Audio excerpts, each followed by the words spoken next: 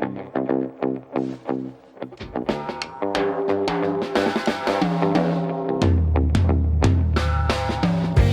thanks for joining me for a little bit of outdoor fun. I'm Mr. Saad, and today we're talking about a time of year that's very snowy, that's very frozen, that's very cold. Today we're talking about winter, so bundle up because things are about to get chilly.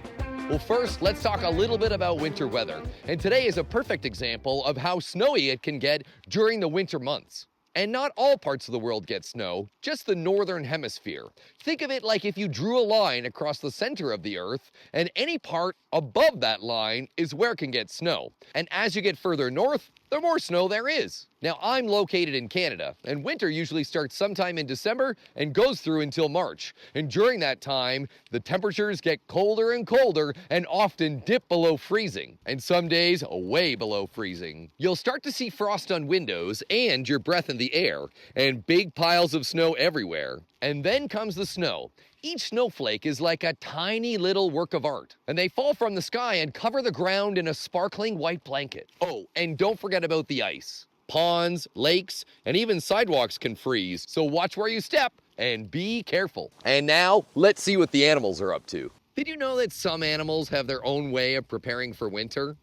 Bears hibernate, which means they take long, cozy naps in their dens all winter long. Lucky! Squirrels gather lots of foods, like nuts and seeds, before the snow arrives, so they don't have to search for it in the cold. And some animals, like the Canada geese, well, they fly to warmer places in the winter, and that's called migration. It's kind of like they're chasing the warm weather and that hot sunny sun.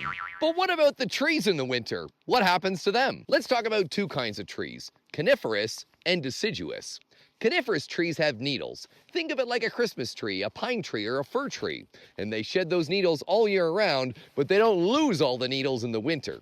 Deciduous trees have leaves, and as the autumn and fall set in, they shed those leaves and look bare all throughout the winter. But don't worry, the trees are fine. Think of them as kind of like resting throughout the winter months. Underneath the snow, their roots stay safe and snug until the spring arrives. And remember, winter isn't just about seasonal changes. It's a time where you can have loads of unique outdoor fun. Where I live in Canada, we love to make the most out of winter. Have you ever been tobogganing? It's so much fun.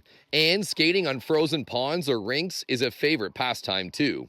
Don't forget about building a snowman, or having snowball fights, or making snow angels. Oh, and skiing, snowboarding, and even tubing are fast and action-packed. Simply put, winter brings so many exciting activities to enjoy. But don't forget to stay warm. Layer up with toques, scarves, gloves, jackets, snow pants, winter boots, and don't forget those woolly socks. And drinking hot chocolate after playing outside is one of the best parts of a snowy day. Yum! So whether you're watching the snowflakes fall, looking for animal tracks in the snow, or enjoying a warm cup of cocoa by the fire, well, winter is truly a magical time of year and is a season filled with beauty, wonder, and fun. As always, thanks for joining me, everybody. Stay roasty, stay toasty. We'll catch you next time. Mr. Saad.